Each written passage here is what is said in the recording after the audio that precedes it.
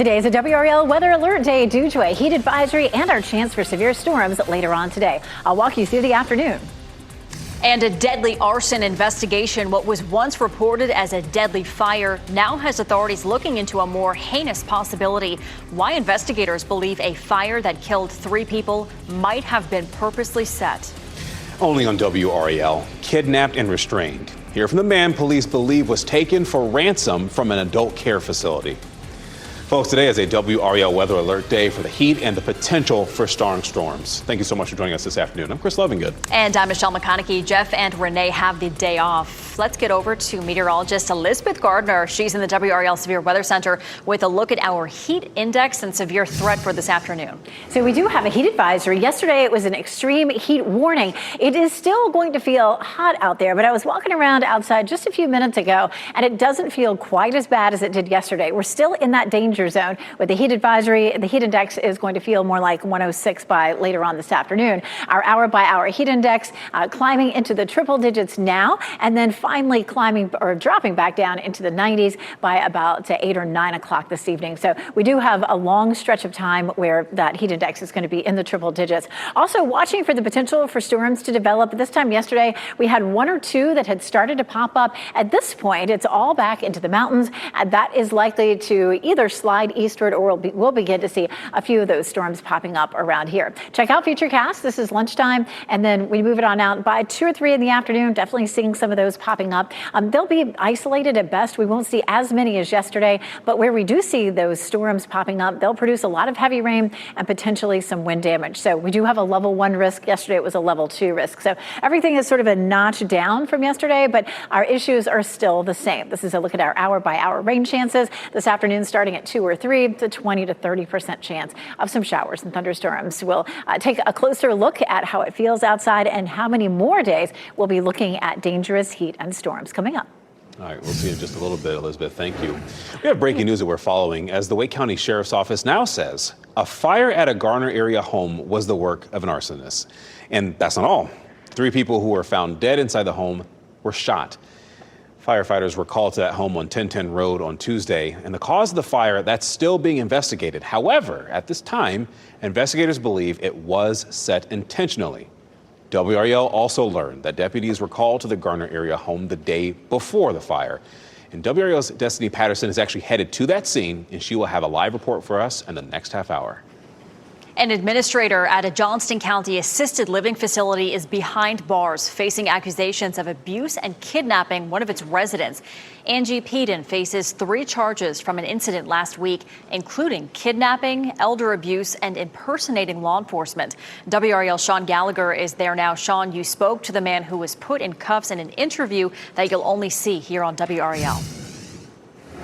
Yeah, Michelle, and nearly a week later, he is still shaken up. He has a homemade sling on his shoulder right now because of the injuries he says he suffered when an administrator here at AmeriCare's adult homes put him in handcuffs. Now, 55-year-old Angie Peden faces those 2 felonies for kidnapping and elder abuse and a misdemeanor for impersonating law enforcement. Smithfield police say she put handcuffs on a 62-year-old resident here and drove him around the area before returning him home here. But court records say she kidnapped and restrained the man for the purpose of holding him for ransom. I actually ran into Charles Jackson as he was heading to the store this morning, his arm in that makeshift sling just about a week later with marks still on his wrist from the handcuffs. And he says he came back to the facility after having a beer down the street and that Peden started giving him a hard time.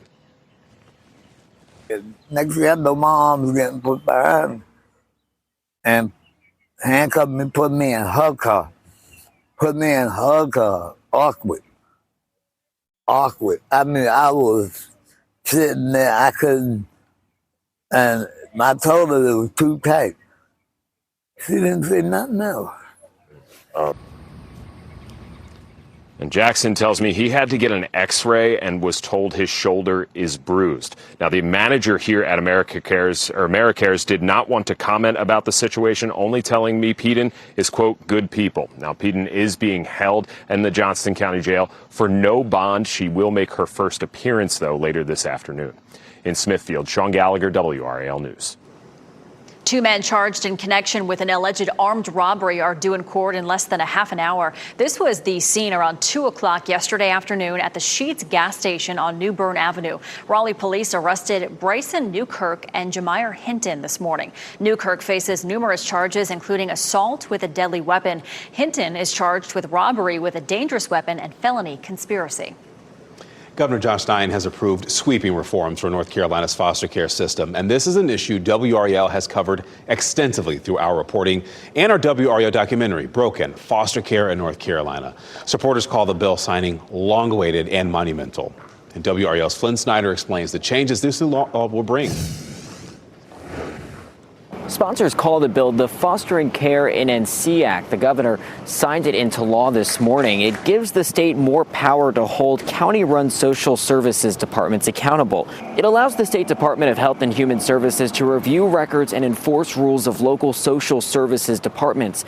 It also aims to tighten deadlines for investigating reports of abuse and neglect. The bill received bipartisan support, with Stein calling the changes monumental. I'm grateful for the progress that this bill represents in protecting our children, and I share all of your commitment to building on this work and continuing to improve this system, because our children deserve nothing less. The legislation comes after the WRAL documentary Broken: Foster Care in North Carolina exposed gaps in the state's foster care system. The bill signing comes as DHHS launches a new unified database to better help officials track child welfare cases in the state. The governor is now calling on lawmakers to fund the changes in the state budget. Flynn Snyder, WRAL News in Raleigh. And you can watch our documentary, Broken: Foster Care in North Carolina, on WRAL.com or the WRAL YouTube page. State lawmakers are moving forward with several bills to ban diversity, equity, and inclusion efforts and programs throughout state government. One bill bans DEI policies in state agencies. Other bills ban DEI policies in our state's public schools and in higher education. Republicans say they want state agencies to hire people based on merit, not race. Democrats say it's offensive to claim women and people of color are hired for anything other than merit, and they worry that ending DEI policies could open the door to discrimination. And right now in the WRAL Live Center, the Supreme Court has ruled for South Carolina in its bid to defund Planned Parenthood. Take a look at this. This allows states to cut off Medicaid funding to Planned Parenthood. Individual Medicaid patients also can't sue to enforce their right to pick a medical provider. A reaction here from South Carolina Governor Henry McMaster. Let's get you to that. He is saying, quote, "The U.S. Supreme Court has affirmed our right to exclude abortion providers from receiving taxpayer dollars." We have many more details up now on WRAL.com. Look there for that full story. Remembering our friend and colleague, Charlie Gaddy. This morning, family and friends gathered to say goodbye. For 24 years, Gaddy connected with our community, helping to tell stories and paving the way for journalism in the Triangle. Charlie passed away this month at the age of 93. And funeral services, as you saw there a little bit ago, they're just kind of wrapping up in this moment there at Edenton Street United Methodist Church. The family will receive friends of Charlie after that service. Iran's supreme leader remains defiant, saying Iran will never surrender to the U.S. In a televised message to his nation, Ayatollah Khamenei claimed victory in the 12-day war with Israel. He also said the U.S. entered the war to save Israel. President Trump is back at the White House, fiercely pushing back on questions about the success of the strike on Iranian nuclear facilities. Here's NBC's Alice Barr. President Trump back in Washington after the NATO summit, looking to extend a diplomatic win with the Israel-Iran ceasefire into talks with Iran. We're going to talk to them next week with Iran. We may sign an agreement. I don't know. The president downplaying the necessity of signing a deal, insisting U.S. airstrikes on Iranian nuclear sites already accomplish the goal of preventing Iran from developing a nuclear weapon. We blew it up. It's blown up. He's pushing back forcefully on a preliminary assessment by the U.S. Defense Intelligence Agency estimating Iran's nuclear program was delayed by a matter of months. They presented a report that wasn't finished. Defense Secretary Hegseth said the agency had low confidence in its initial assessment. You want to call it obliterated? Choose your word. This was an historically successful attack. The weapons were designed planned, and delivered to ensure that they achieve the effects in the mission space. All 6 weapons at each vent at Fordo went exactly where they were intended to go. President Trump citing Israeli intelligence that the strikes set Iran's nuclear capabilities back by many years. Iran also acknowledging its nuclear installations were badly damaged. And the CIA director now says credible intelligence indicates Iran's nuclear program would take years to rebuild. 2 sources say he is among the top Trump officials set to brief senators today who have been pressing for answers. Do we know whether the uranium was there? Do we know whether the centrifuges were there? That was Alice Barr reporting. House members are due to be briefed tomorrow. 2 sources told NBC News that the Director of National Intelligence, Tulsi Gabbard, will not be part of the congressional briefings. Gabbard has been increasingly marginalized after testifying earlier this year that Iran had not made a decision to build a nuclear weapon. Back here in the WRAL Live Center, state lawmakers are in the final hours of their main session for the year. They're expected to pass a Helene relief bill this afternoon, but there's still no agreement on a state budget. House and Senate leaders are still far apart on tax cuts and pay increases for teachers and state workers. The state will continue to run on its current budget during the impasse. The Dallas Mavericks select Cooper Flagg from Duke University. And his stock just went up. The Dallas Mavericks took Duke basketball star Cooper Flagg with the first pick in the NBA draft. In his only college season, Flagg was part of a Blue Devil squad that made it all the way to the Final Four. He is the youngest player to be drafted number 1 since LeBron James, and he is the 6th Duke player to be picked first. And Flagg is not the only player from Tobacco Road heading to the NBA. Duke's Khan Knipple was drafted 4th overall by the Charlotte Hornets, and Kaman Malak was taken by the Phoenix Suns with the 10th pick. Duke now becomes the 3rd program to have 3 players picked in the top 10. UNC's Drake Powell was also drafted 22nd overall. He is headed to the Brooklyn Nets. Crop duster downed. A check-in with how a pilot is doing after their helicopter crashed into a cornfield. Plus, extreme heat in the nation across where else in the United States. Temperatures are seeing triple-digit temperatures. Plus, we return to that scene of a deadly fire in Garner. Reporter Destiny Patterson is looking into why police are now investigating this as arson and homicide. Keep watching WRAL News over the air Channel 34 and Spectrum Channel 1257.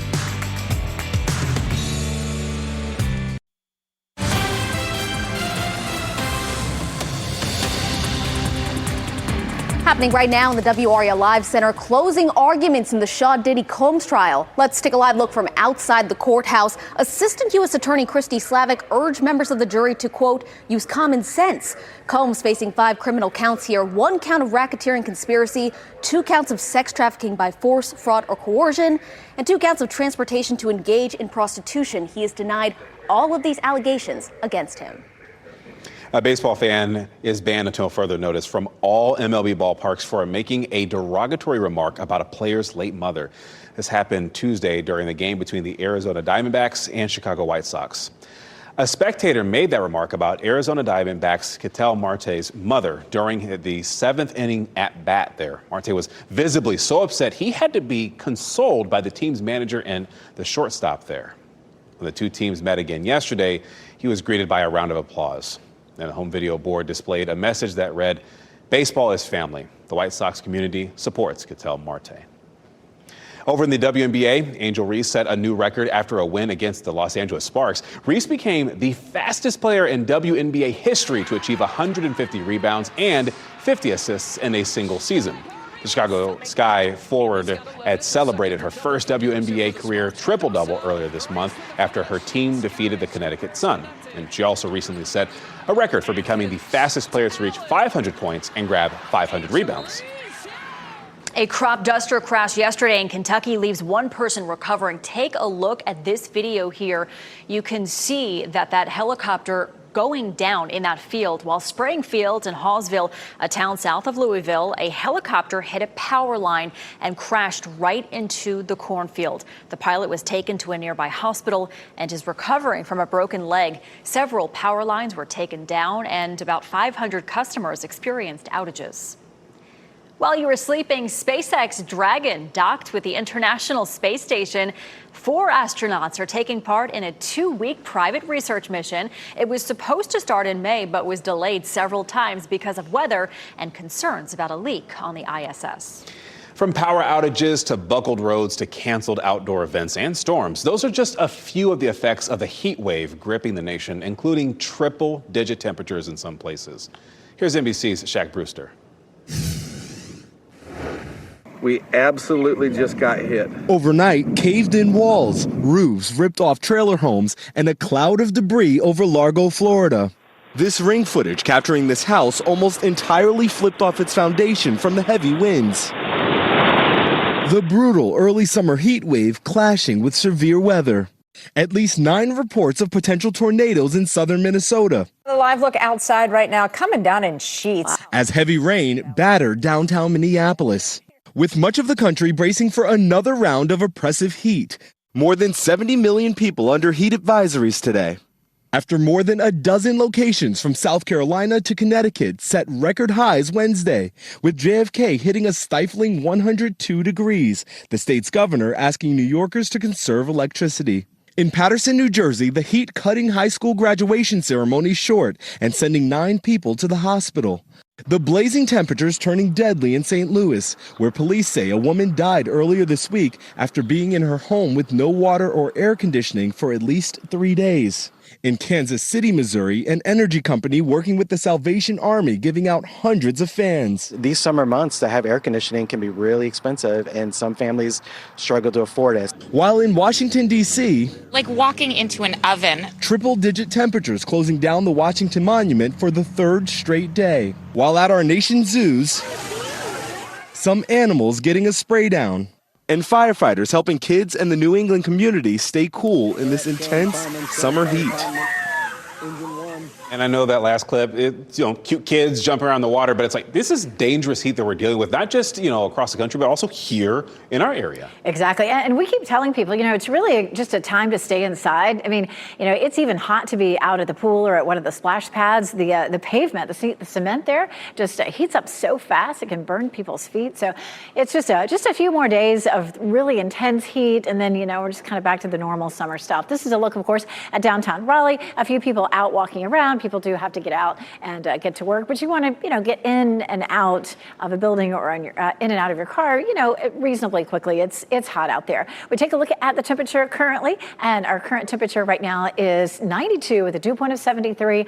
The dew point was higher yesterday, so there was a bit more moisture in the atmosphere yesterday than there is today. So it is making a difference in how it feels. We'll likely climb up to around 97 by 3 o'clock, and of course, maybe 98 in Durham and 97 in Fayetteville. And we do have a chance of some thunderstorms later on today. The reason that we're so hot, this high pressure system is keeping things really hot for us, and that will continue even once we get into early next week. We continue with a lot of heat out there, and so we do have that potential for dangerous heat. Looking at up to 106 this afternoon, 103 Friday, 102 Saturday, could be 107 on Sunday. Typically, the threshold is 105 for the National Weather Service to issue a heat advisory for us, like we're seeing today. Today we're under that heat advisory, and the heat index is likely to be, well, right now it's 100 in the Triangle, and it's likely to be 106 mid-afternoon, and finally by 8 or 9 o'clock we get back into the 90s. But definitely watching that potential for about 7 hours of our heat index this afternoon in the triple digits. Now, yesterday the heat index was 110 or higher, and we were at about 10 to 12 hours in those triple digits. So just a slight change today, but again, with the heat advisory, it's a dangerous day for today. High pressure pressure sits here, and we do have some storms that are starting to pop up over the mountains. This high mostly produces sinking air, but we've heated up enough to be able to see a few thunderstorms popping underneath it. And we're going to walk through a futurecast and take a look at the timeline for that. Mainly, it's going to be about 2 or 3 o'clock in the afternoon on into the rest of the day, all the way up until around 8 or 9 o'clock. You can see these hot temperatures. Again, 97 on Sunday. We continue to have hot temperatures until we get to, say, Wednesday, and then our temperatures begin to cool off a bit back down to 89. But we may end up with a few more days that have heat advisories. We're going to be, if we don't, we're very close to it. Expect, even though we don't have triple digits in the actual forecast, that we'll have triple digit heat indices probably all the way through Tuesday. And of course, a chance for thunderstorms each afternoon as well. Coming up, we're going to talk a little bit more about the timeline for storms today and tomorrow. Tomorrow, we also have a level 1 risk. All right, thanks, Elizabeth. New airport technology. Soon enough, you might be able to take your water bottles and other liquids through security. Today on WRAL News at 4, how it would work and when we could see it happen. And synthetic dyes in food. It turns out there's a lot more of this in popular kids' foods than you previously may have thought. At 5:30, the items impacted and just how easy they are to find at your local grocery store. Rainy day savings. What a survey reveals about how most Americans feel about their emergency fund. And sunglass safety. A doctor highlights the importance of wearing shades in the summer and the potential risks if you don't.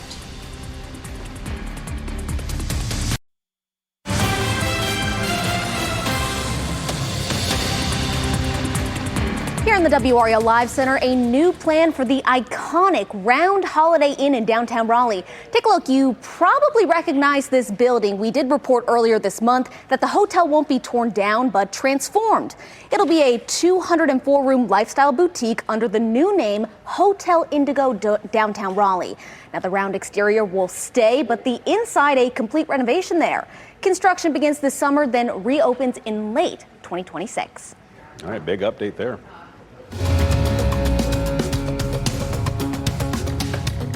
A potential merger of 2 leading gas stations could create an oil monopoly. Now, despite speculations, Shell is pushing back against claims of taking ownership of rival company BP.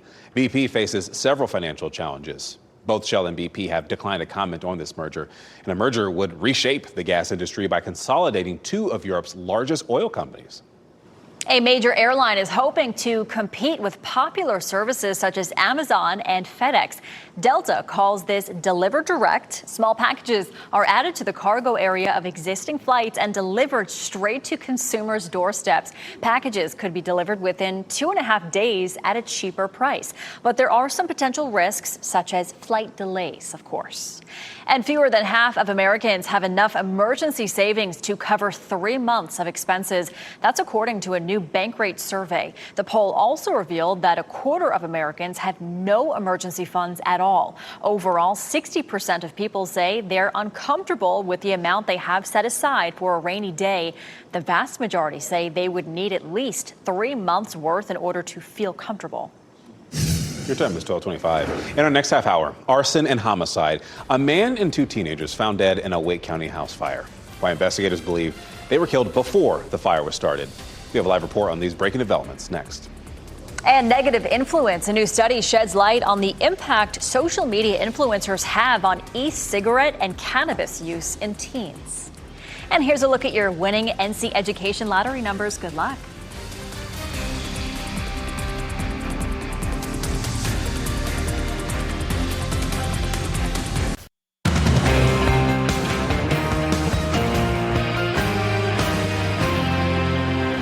Today is a WRAL weather alert day for heat and the potential for some strong storms. Meteorologist Elizabeth Gardner is in the WRAL Severe Weather Center with a look at our heat index and severe threat for this afternoon. It does feel like 100 in the triangle right now, but 92 is the actual temperature. We're not looking at widespread triple digits right now, but again, 100 in Durham and Raleigh, 106 in South Hill. It feels like 99 right now in Rocky Mount, 95 in Clinton, 97 in Southern Pines. So we are definitely warming up more slowly than we did this time yesterday. yesterday we were solidly in the triple digits all across the viewing area. So it's a subtle change. We're still likely to see our heat index by 3 and 4 o'clock climbing up to around 106 in the triangle, and then finally back into the 90s by 8 or 9 o'clock this evening. So a shorter time frame where we're seeing the triple digits, and we won't quite get into the 100 teens like we did yesterday. Our heat advisory for today does include the entire viewing area. Everybody's going to see those triple digit heat indices. And then we just got a change from the Storm Prediction Center. They just dropped our eastern counties from the level 1 risk, but also added a level 2 risk just to our west. So we'll start to watch those storms. Some of them are beginning to pop up in the mountains already. We take a look at Futurecast, and I'll show you what time we may see some of those around here. They're starting to pop back to our west at this point. And by the time we get to 1 to 2 o'clock, we're beginning to see a few isolated cells here. I'll show you how many more days we could have that severe weather threat coming up.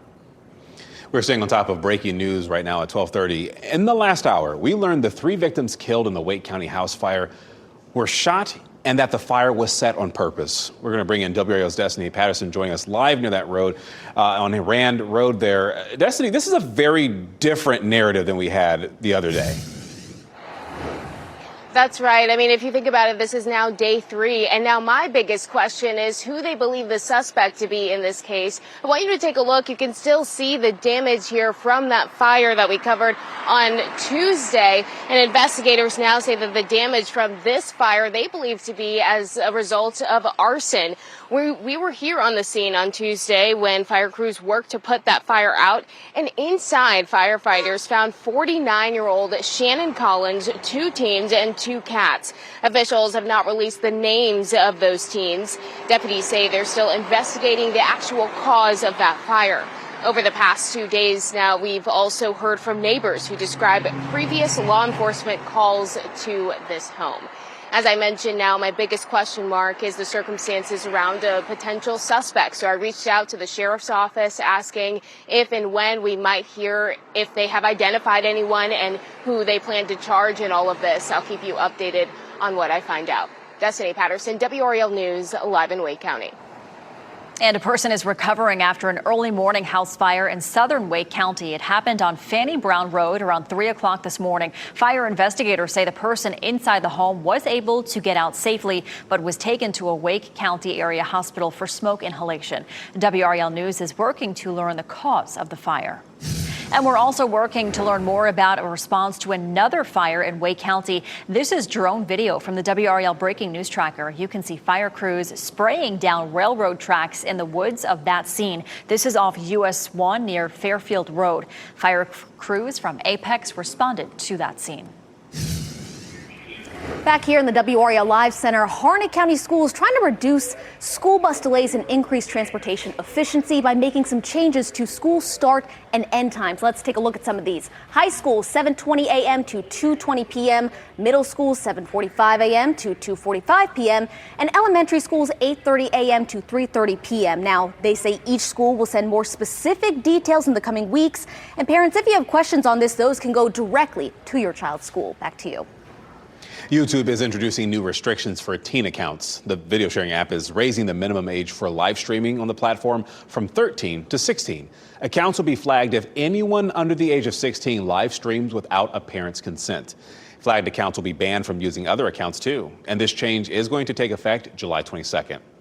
Now, teenagers who watch social media posts that promote the use of cannabis or e-cigarettes have a higher chance of using themselves. The findings come during a decline in youth e-cigarette use that's being reported by the FDA and the CDC. The National Institutes of Health funded this study to clarify how certain posts that relate to teen substance abuse. TikTok was the leading social site to influence tobacco and cannabis use in teenagers. Most social media platforms already ban paid promotion of cannabis and tobacco products, including e-cigarettes. Researchers say those bans should be extended to cover additional influencer content.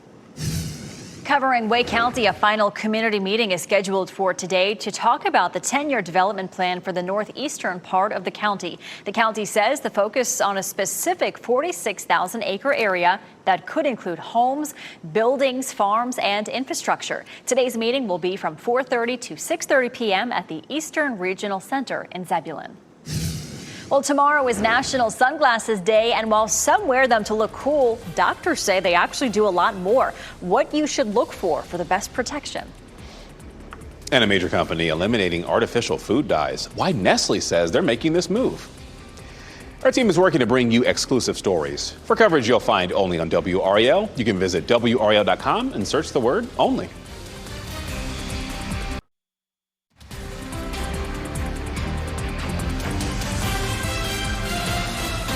Welcome back, 12:37 on your Thursday afternoon. You're looking live at Carr Lake. You're watching WRAL News, available on Hulu and the WRAL app on your TV or streaming device. Well, tomorrow is National Sunglasses Day, and although some can make you look super cool, well, they can protect your eyes from injuries from the sun, too. Doctors say when it comes to buying sunglasses, it doesn't matter if they're pricey or even cheap. What matters is UV protection. See that label right there? Your shades should have 100% UV protection, and sometimes known as UV 400. Eye experts also recommend choosing larger lenses over smaller, trendy lenses. Those do not offer much coverage for your eyes and the skin around them.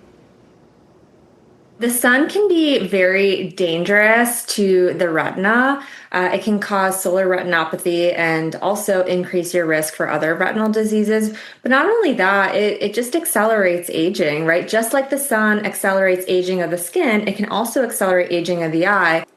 Gotta protect those eyes, folks. Sunglasses are the best option for UV protection for your eyes, but let's say you're not a big fan of them. Well, you could wear a wide brim hat to help protect your eyes or even try to limit your time outdoors. In the last few hours, CDC vaccine advisors are expected to vote on a new antibody against RSV for newborns and infants. The new advisory committee on immunization practices recommended by the antibody made by Merck by a vote of 5-2. It's the first vote by this panel since being appointed by HHS Secretary Robert F. Kennedy Jr. The vote was slated for yesterday, but the meeting ran behind schedule. RFK Jr. abruptly dismissed the previous panel earlier this month. And Nestle said they plan to eliminate all synthetic food dyes from all of their products by the middle of next year. This comes after the Department of Health and Human Services announced a plan to phase out 8 artificial food dyes in the U.S. earlier this year. Artificial dyes have been linked to behavioral issues, specifically in children. Other companies such as Kraft Heinz and General Mills have already eliminated these dyes. Stuck in traffic. The ferry was late in Sydney, but not because of too many boats. Why commuters will have to deal with the massive sea creatures for just a little while longer. And it's a WRAL weather alert day. A heat advisory is in effect until 7 o'clock. Elizabeth tells us when storms could begin to fire up.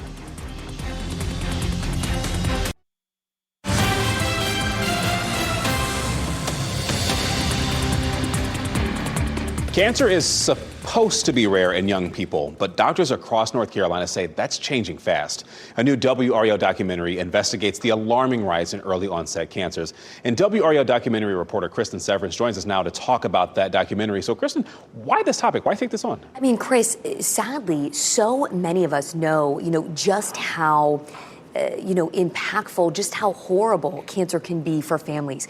More and more, the face of this disease is changing and getting younger. Colon cancer, breast cancer, uterine cancer, testicular cancer. Rates of these diseases are climbing in people under 50. Some of these cancers are not only appearing earlier, but the tumors are different. They're acting more aggressively based on age. In our brand new WRAL documentary, Diagnosis Young, we follow 3 young North Carolinians navigating a cancer diagnosis. One said it was tough to get seen. The other said her symptoms were ignored. Really bad migraines, was not able to eat anything, and just throwing up everything that I put into my body. So I called my mom, and she asked if I had done a self-exam, which I had never done before because I was 21 at the time and didn't think that that was something you even had to do that young. So when we hung up, I did a self-exam and I found a lump. About a week later, I met with my primary care physician and they wanted me to get a mammogram done. And I called the place where I was going to get the mammogram done, and they said that they wouldn't give me a mammogram because I was so young. And they were like, okay, well, let's get an ultrasound then. And I still remember the person who read my ultrasound came in and said that she saw something that was concerning, but the odds of it being cancer were so low because of my age but they wanted to do a biopsy just to be sure. And that was when I was diagnosed with stage 3B breast cancer. It was invasive ductal carcinoma, and it had already spread to one of the lymph nodes on my right side. My name is Bianca Harvey, and I was diagnosed with colorectal cancer at 34. 2023, in the beginning of the year, I started having like some stomach pains, and so I went to the ER a couple times. They were all telling me the same thing. It may be GERD, which is like some type of stomach issue. This is an unbearable pain. I'm coming home, I'm crying, I'm crawling on the floor, and y'all are telling me y'all think this is just GERD? And then once I got the colonoscopy, that's when I found out like, oh, I have colorectal cancer. So Bianca, who you just heard from, is doing really well. She was in 2 clinical trials at Duke, and Hope, the first young woman you heard from, is in remission. But you just heard Bianca said 34 she was diagnosed with this. What do doctors say they think is causing this? And all the people in the documentary, really young, really healthy, all were athletes.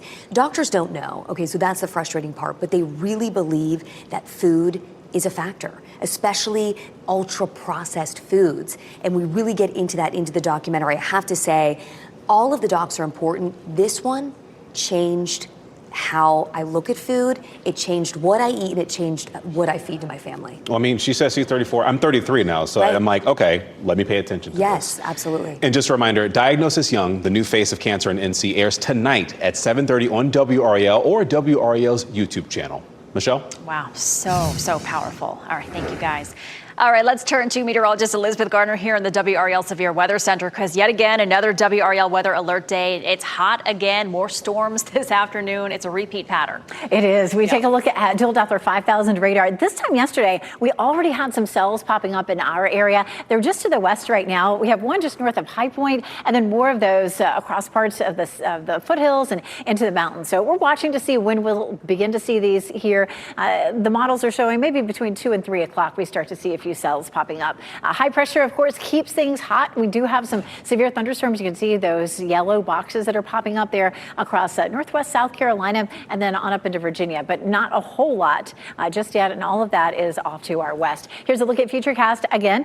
Right here is 12:30 where we are right now and into 12:45. By 2 and 3, we begin to see a few cells popping up. It doesn't look nearly as active as it did yesterday. However, any of these cells that pop up are likely to produce some heavy rain and possibly some wind damage. So a few of them, just a 30% chance, but the ones that do pop up could really, again, cause some very heavy rain and potentially some wind damage. The Storm Prediction Center updated this right about 12:30 and added a level 2 risk back across the foothills and into the mountains. It does not affect our viewing area. What they did for us is really take out the I-95 corridor. Everybody really east of the triangle is out of that level 1 risk. So it looks like a much greater risk the farther west you are. And yesterday we had more of the wind damage really along and east of I-95. This is a look at tomorrow. So tomorrow we do have a level 1 risk for severe storms, and it does cover the entire viewing area. Both days, though, it's really a 30% chance. So we won't see a lot of widespread storms today or tomorrow, and then that chance goes down Saturday, Sunday, and Monday. Now, once we get into, say, Saturday, Sunday, and Monday, we're not looking at quite the risk for severe storms. We're still looking at hot conditions. It's going to feel like triple digits, not just today and tomorrow, but really all the way through the weekend and into early next week. But of course, we had extreme heat the last 2 days where that heat index was at 110 or higher. So right now it's 100 for the heat index. Right now it feels like 97 in Southern Pines and Clinton, feels like 99 in Rocky Mount and 104 in South Hills. So we're definitely slower to warm up, and it won't feel quite as hot as it did yesterday. About a 5-degree difference, which again is probably not enough for a lot of us to know. So heat advisory for us. Right now we don't have a heat advisory for tomorrow because it does look like we're going to keep that heat index down below or at 105. The heat dome remains, though. The heat dome isn't going away. This is a look at that heat index. By 1 o'clock, we could be feeling like 104, and at 7 o'clock, still 101, and then we drop it off into the 90s. We should have a nice window of time tomorrow morning where that heat is a little bit lower. We're going to see an overnight low of 74. Notice those overnight lows are mostly in the 70s, but boy, it just stays hot. Mid to upper 90s all the way through Monday and Tuesday. The first cooler day that we really have in our forecast is Wednesday. I'm tracking a front that'll likely come through on Tuesday. We may be watching that day for some severe storms. Notice that chance goes up to 50% on Tuesday and 40% Wednesday. You basically never know what you're going to see when you're out on the water. Wow, Humpback Highway. These whales help this body of water live up to its name. Experts dive into the mystery behind the traffic jam. And here are your winning Powerball numbers: 2, 12, 37, 51, 61. Powerball is 22. The multiplier, 3.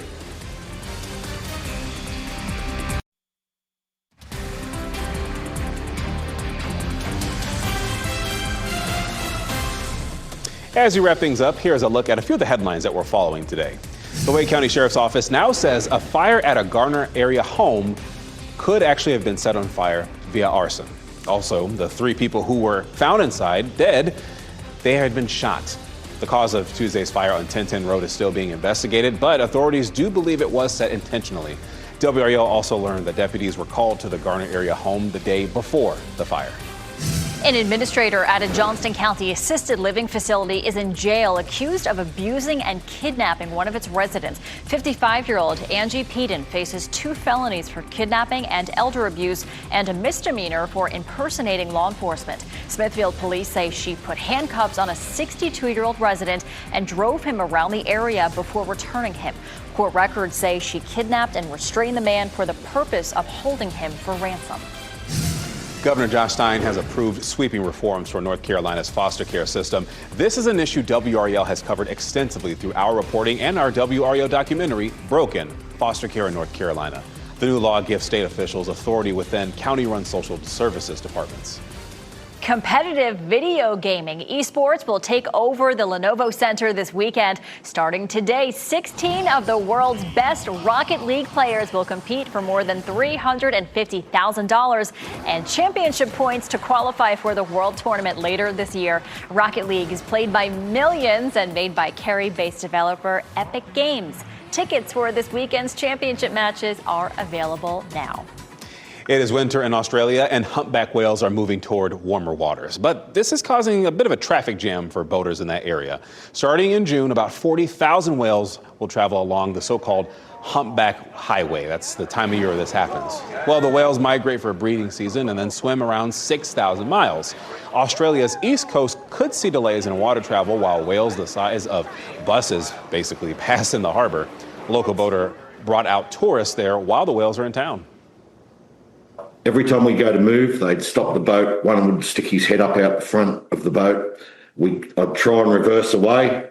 Another one would swim behind us. So we just cut the motors and we drifted for an hour with these whales, basically treating us like a bath toy. I'll just look from afar, thank you. A wildlife scientist says it is important to pay attention to any changes in marine food chain cycles because it can have an impact on species such as the humpback whale's livelihood. Amazing, though. Look at that.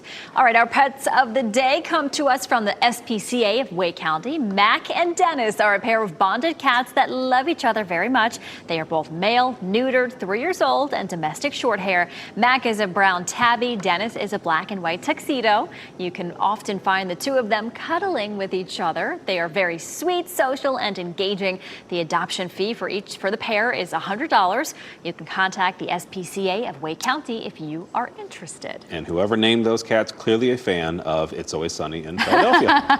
They're really cute. I love it. All right, NBC News is next on WRAL. Your next local news update is in 30 minutes. And you can get breaking news updates anytime with our WRAL News app. We hope you have a great day today.